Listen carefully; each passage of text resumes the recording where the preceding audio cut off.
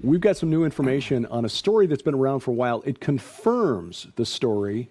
This is big. This is really big. Welcome to SkyWatch TV. I'm Derek Gilbert. We'll tell you what we're going to talk about here in just a moment. But first, we'll bring on the other guests on our panel this week. It is an honor to have them back here in the SkyWatch TV studio. First, the founder of Messiah of Israel Ministries, raised an Orthodox Jew in a family of rabbis going back generations. But Yeshua found him and wouldn't let him go. We welcome Rabbi Zev Porat back to SkyWatch TV. Shalom, Derek. An honor to be here. And with him, the longtime pastor of Hickory Hammock Baptist Church and the best-selling author of such books as Gods and Thrones, Gods of Ground Zero, and most recently, the book on which the two of them collaborated, The Rabbi, The Secret Message, and The Identity of Messiah. We welcome Pastor Carl Gallups back to SkyWatch TV. Carl, Derek, good to have you again. It's an honor to be here. Thanks. For people who may not be familiar with the Rabbi, who is the central character of this story, and this goes back to your first book about this, The Rabbi Who Found Messiah. Tell us the story. Who is the Rabbi, and why was this discovery so important? Yeah, his name is Yitzhak Kaduri. The reason Zev co-authored this with me is because, as your audience will discover, he and his family are directly connected to Yitzhak Kaduri, that ministry, to the Israeli government in some ways. I mean, to this whole story. He's deeply immersed in this story, and we'll talk about that later. But this name, Yitzhak Kaduri, is known. You say that name in Israel, and everybody knows it. I use this illustration. It's like if you were to say, love him or don't, if you were to say the name Billy Graham in America among evangelicals. Everybody knows the name. Everybody knows the face. If you have his face on a book, everybody knows it. Yitzhak Kaduri is that to the Orthodox Jews in Israel and around the world that follow him, but especially in Israel. So he is still is, but I mean he's passed now, but he was the most venerated rabbi in Israel's history. We can say in modern history, and that's correct. But many people, like Zev Porat himself, born and raised in Israel and in the Orthodox movement through all the rabbinical line, he says, and others that know this story say, no, in all of Israel's history, the most famous, venerated, exalted rabbi. Why? Because he kind of transcended all the denominations of Judaism. Judaism has denominations, just like Christianity. You know, Methodist, Lutheran, Pentecostal, Baptist. Okay, well, in Judaism, it's kind of the same. And every denomination has great similarities, but there are some differences too. But Rabbi Kaduri was like the go-to guy over all of them. The other head rabbis of all these denominations still is. His writings and his teachings that are written down, they still go to him. And he'll tell you, even in the public school system, he'll tell you about that. So this guy's huge. He was connected directly to Benjamin Netanyahu, to Ariel Sharon. He actually was instrumental. The mainstream media of Israel reported this heavily, that Kaduri was instrumental in getting Benjamin Netanyahu elected his very first time. Instrumental. If it wasn't for Kaduri, he would not have been elected. Wow. So it was huge. So this guy's not just some little obscure rabbi in the bowels of Jerusalem somewhere. When he died at 108 years old in 2006, there were over 300,000 people at his funeral. The streets of Jerusalem had to be closed. Ben Gurion Airport got jam-packed with airplanes flying in. Well, what's the population of Jerusalem normally? The population usually is 1.8 million. So basically, you're saying another almost 20% of the almost 20% of the more people just came into Jerusalem for this. Yeah, it was unbelievable. Yeah. The president of Israel at the time, not the prime minister, but president, which is a big position, he gave the eulogy. Major rabbis from various denominations were there and or spoke at his funeral. This guy was huge. But the bottom line story is this. What most of the people at that funeral that day didn't know is that just a few weeks earlier in his own synagogue on Yom Kippur, October of 2005, he revealed, it had already been coming out in bits and pieces, but he stood that night, very significant night, Zev will speak to that. What he did in that synagogue was un-Jewish, but he did it anyway. But one of the things that he did, he said, Actually, it was very Jewish. Well, well, yes, except for the preaching part and all that. He shouldn't have done. You can explain all that. But the thing that was most significant, and what most of the funeral goers that day did not know, is that he had told his congregation, I have met Messiah in a vision. I know who he is. I know the real Messiah. I know his name. and I know an identification marker to his return. Now, Kaduri did not even come close to setting dates, and we don't either. But he said there's a marker. And the Bible has markers, in the 70 weeks of Daniel, and after so many weeks, et cetera, the Messiah will, will come, et cetera. Same kinds of things. But he said at the death of Ariel Sharon, sometime after that, Messiah will come, not before Sharon dies. Well, but the thing is, in January of 2006, Sharon has a massive stroke and goes into a coma that would last 8 years. Right, he just went on forever. He only came out of it in 2014, just a few years ago. So now we're on the other side, and that was the time marker that Kaduri said the Lord told him. But the other thing that he told, and that shocked the audience when he said that, because Sharon was still prime minister when he said it, and very healthy, but he had just given away the Gaza Strip, and people were mad, and rabbis were mad. Kaduri was not a part of the public outrage against him. Matter of fact, he actually spoke in favor of Sharon and actually acquiesced to the Gaza Strip deal. He said, that probably needed to be done, and we trust him, and he wasn't a part of the Kabbalistic curses that were placed on Sharon during that time.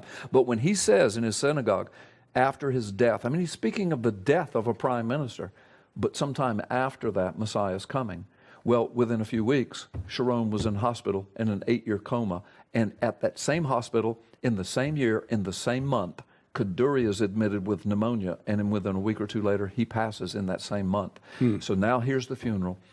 And so Kaduri told his congregation, I'm putting my revelation that I know about the Messiah's name in a note. It's going to be placed on my website 1 year after I've died. Now, the 1 year thing is explained in here from a Hebrew standpoint. People ask, why 1 year? It's all explained here. But in January 2007, the note was put on his website for the whole world to see. But it didn't say, name of Messiah is... Because with this revelation, if his ministry officials had seen that, it would have never made it to the website. Instead, it was written in a code, and it just basically described the office of Messiah. But there was a key to the code in the note for those who had eyes to see that said there's a way to decode this so that you know the name of Messiah. All that's in the book. His note is here. And so a few months, maybe a few weeks or months after it was on his website, screenshots were being taken. That's why I've got one on page 53 of this book, a screenshot of the note. It was decoded. And what it said was, and we can get into the guts of what it actually said, and and then how it was decoded. But what it said was, the name of Messiah is Yehoshua, Yeshua, and Jesus. And then his ministry officials, once they saw that, they took the note down. They actually took his real note. They took the note off the website. They had a story written about the note. On the front page for weeks, months. Or they're boasting. Yeah, boasting about it. This is his note. This is our beloved rabbi. The whole world was looking at it until it was decoded. And the second it was decoded, it disappeared from the website. The actual note that they had kept under lock and key, they were so proud of it. They took it, they destroyed it. I reveal this in the book. We know who did it, how they did it. I tell the story of how it was revealed to us, how all that happened. So much evidence, so much new stuff has come forward. So that's the basic nutshell. And it has rocked the world. It's rocked the Orthodox world. This message, it leads Orthodox Jews to the Word of God. This is not the Word of God, but it leads them to the Word of God, because as he will explain and confirm, the Orthodox Jewish person, or even secular Jewish person, if you try to talk to them about biblical matters, if you talk to them about Jesus in the New Testament, they won't even listen. Sure. But even if you talk to them about the Tanakh, the Old Testament, and you say, this is my interpretation, they say, well, I want to know what the rabbis say. And they don't read the scriptures. The man in the street doesn't really read the scriptures, They just, whatever the rabbis say is what I believe. But they think they read the They scripture. think they do. There are a lot of American Christians you can say the same thing about. Whatever the they pastor or read the priest tidbits, says. Right. They don't put it in context, and they might know a passage or two, and then they'll quote that. But as far as putting everything in context like we try to do here, they don't have a clue. But this leads them to it, because if you say, well, let me just ask you a question. Do you think, you want to know what the rabbis say? Do you think Yitzhak Kaduri is the greatest rabbi ever? Oh, yes. Whatever he says, he's right. Oh, yes. Well, let me show you the note he left. And then they go, where'd you get this? I've never seen this. Because, see, the deep state in Israel has covered it up. Truly, but this all exposes it all. And so, anyway, that's it in a nutshell. We could talk about it for hours, but you asked me to give the basic story. And in my first book that was published in 2013, I tell that whole story in a very journalistic, law enforcement kind of investigative standpoints. In this one, I retell it very quickly in a chapter or two, and then the rest of it is all the new stuff, including his input, the deep word studies, the understanding of the Hebrew mind, the Jewish mind, the new evidence, the new witnesses. It's astounding. Yeah, and I want to back up a little bit to the funeral part. You mentioned 300 or 350,000 people at that funeral. Well, we need to understand, first of all, most of the people that came, or a lot of people that came, were coming from overseas. Rabbis from overseas, government officials. Actually, if they would have opened the streets for 1 million people, then 1 million would have came. They didn't allow people to come in. It wasn't that it was only 300,000. They said, okay, we don't have any more room. We don't have enough security to bring in more people. But if they would have opened it, you would have had 1 million people in that funeral. Yes. That's how, basically, besides the Arabs, everybody would have came. Yeah. His funeral was actually reported in American major mainstream media the day that the funeral was going on. Number one, it was so big. Number two, so many dignitaries speaking. Number three, the man was so known among Orthodox Jews and even secular Jews, as I said. And you say, well, why would America do it? Well, because so many Jews living in America. Right. And so it was pertinent news information. I mean, the news of his funeral and his death really went global because of internet and then, of course, the connection of Jewish people that live around the world. So it was a big deal. And for him to have left that note, and we'll get into the beauty, the supernatural nature of all that. By the way, this book has all kind of supernatural backstories. And you don't need to read the first book, because pretty much it sums up the first book and much, much more. So if people like to ask, do I need to get the first book? And the answer is no, because this tells what the first book does and much, much more. First book dealt a lot with history and his background. This book deals with the deepness and a new revelation, and answers objections and shows Bible verses and shows believers how to pray for Israel and how to witness to Jews, and answers a lot of objections. Very important. It answers all the objections. See, when I wrote that first book in 2013, I knew the answers to the questions, but I didn't really write that first book dealing with all the objections. But between then and now, the Orthodox movement, Yad Lachim, which is an Orthodox anti-missionary group in Israel, basically focused on this story to protect, the Kaduri legacy. But when I wrote that first book, then all the interviews, I mean, you're talking about peer review. Here come the Jews. Well, you don't know what you're talking about. Yehoshua, that's not even Jesus. Yeshua, he didn't mean that. He was just talking about any old guy, And that was not even his handwriting. That wasn't even his note. It was a trick. The Christians did. They broke into our website, and they, all these things. Well, he just lost his mind in the last days. I mean, they've come up with all of these things, but every one of them are just so easily proven to be incorrect. And I don't trash anybody. I don't disparage, but I quote Orthodox Jewish rabbis who are out there attacking this story. And it's not disparaging. I just say, here's what they said. Now, let me show you what the scholars say. Let me show you what the evidence says. Let me show you, in one case, what Benjamin Netanyahu himself says. It's in here. Pat Boone is connected to this story. He's taken this right into Benjamin Netanyahu's office. Wow. And Benjamin Netanyahu has seen the note and said, he looked at the note and he says, Jesus. And he did not deny. And didn't deny. The name. Yeah. So, I mean, and all that's in the book. I mean, this is not my writing, not Zev's writing, this story. It's an amazing book. It's an amazing story. It truly is. Plus, pastors and teachers can just teach and preach out of it so much. I want to go back. There's an incredible thing that I'd like to get to, because we do need to take a break so we can tell you how to get a copy of the book, The Rabbi, the Secret Message, and the Identity of Messiah, and a brand new development just within the last few weeks that confirms inadvertently that the note was authentic, and we'll tell you exactly what happened and how it confirms the authenticity when SkyWatch TV continues after this. Welcome back to SkyWatch TV. I'm Derek Gilbert. Joining me, the co-authors of a new book, The Rabbi, the Secret Message and the Identity of Messiah, about Yitzhak Kaduri, the most beloved rabbi in Jewish history. Yeah. Is that a fair statement? In Jewish history and until today, if you go to public schools in Israel, all the documents, all the answers to pass the examination of a secular Bible class has to be what Kaduri says. So he's the top authority.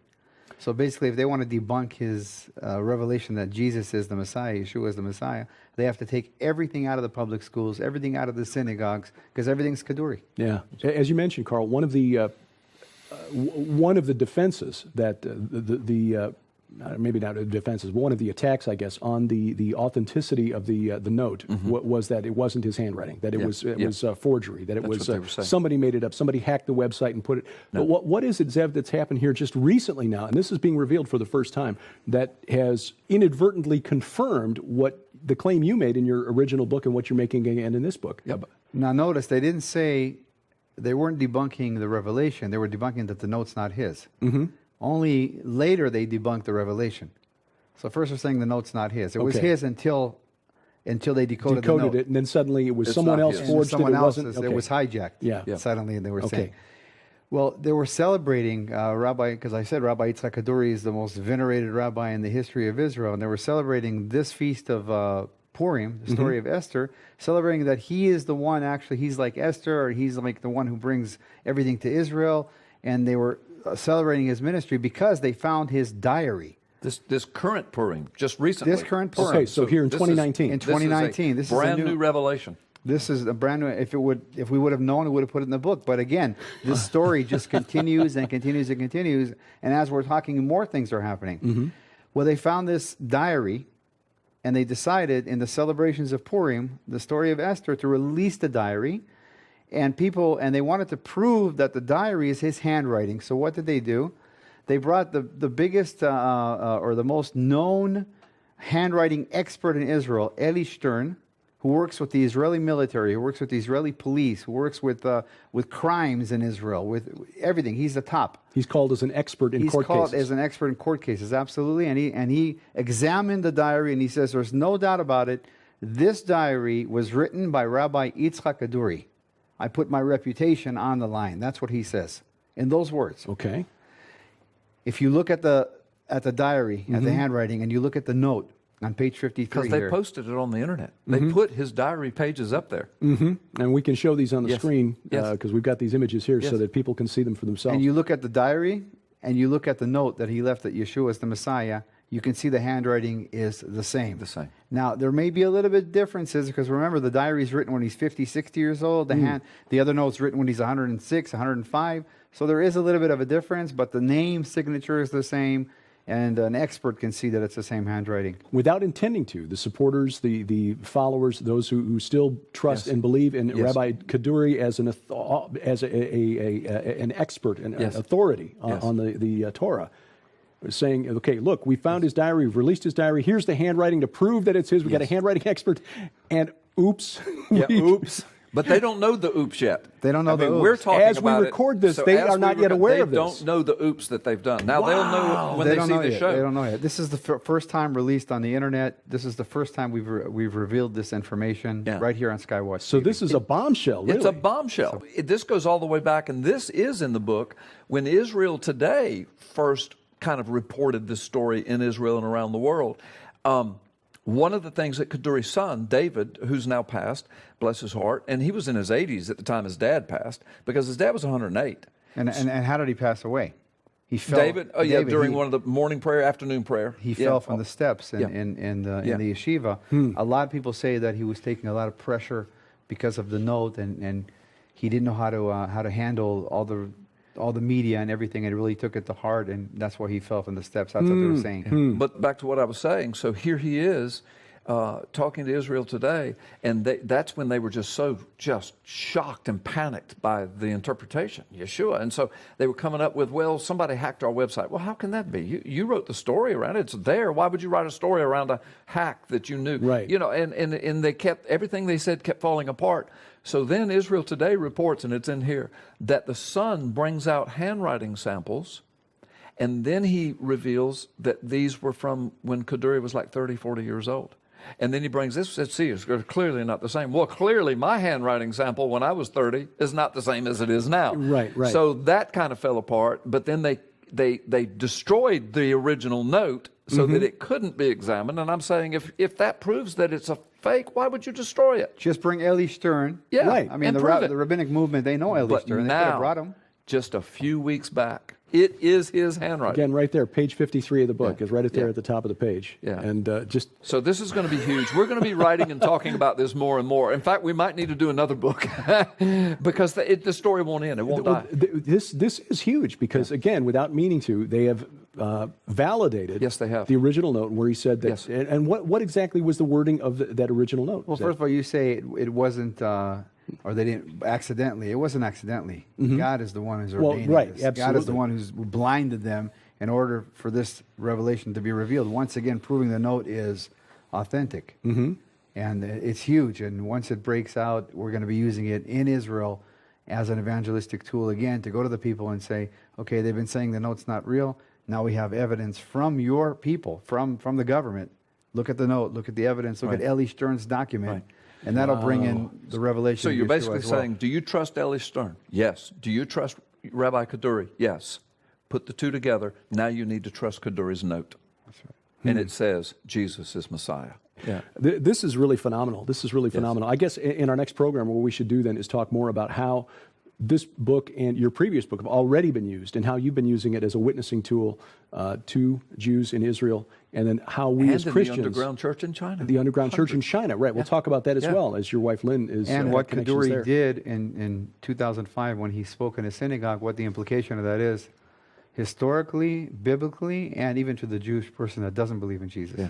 Yeah, because that's the one thing we need to remember as much as we love the land of Israel and the people of Israel. But we must never forget that everybody needs Jesus, and that includes Amen. our Amen. brothers and sisters in Israel. Well, this is a fascinating story, and we're going to talk more about it next week. You're the first ones to hear about this, about how the release of Yitzhak Kaduri, Rabbi Kaduri's diary, validates the note behind the story, the rabbi, the secret message, and the identity of Messiah. And of course, there is only one name above all names, and that is Jesus. Yeah. It is an honor to have you gentlemen here with the Messianic Rabbi Zev Porat, Pastor Carl Gallups. Thank you. I'm Derek Gilbert, and we thank you for watching as we keep watch. This is SkyWatch TV.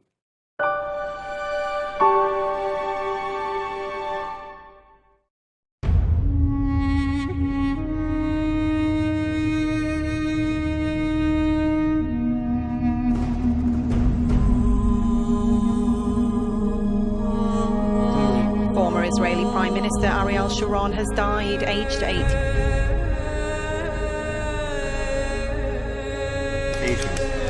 We are with one of Rabbi Kaduri's disciples.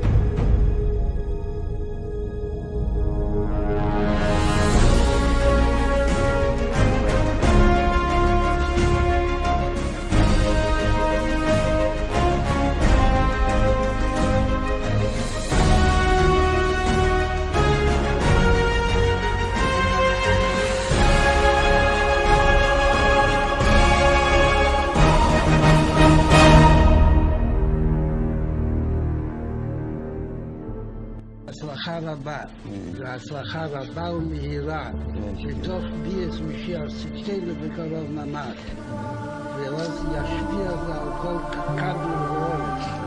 אנחנו להשם שמע.